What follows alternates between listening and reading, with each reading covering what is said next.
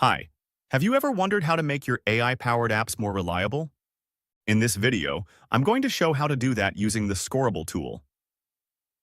So let's imagine we're building an interactive job interview coach, where the AI plays the role of the interviewer. What we are looking at here is not the app itself, but rather a judge that is designed to evaluate our app across various metrics. These are things such as politeness and constructiveness, which assesses if the AI actually provides helpful feedback. The evaluation stack is tailored to our specific application. You can easily create your own judge in just a few clicks. Check out the linked videos how to do that. Let's dive into the code.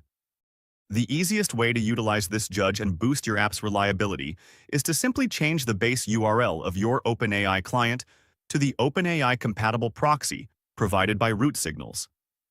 Once you do that, it automatically applies the feedback from the evaluation stack to improve your responses.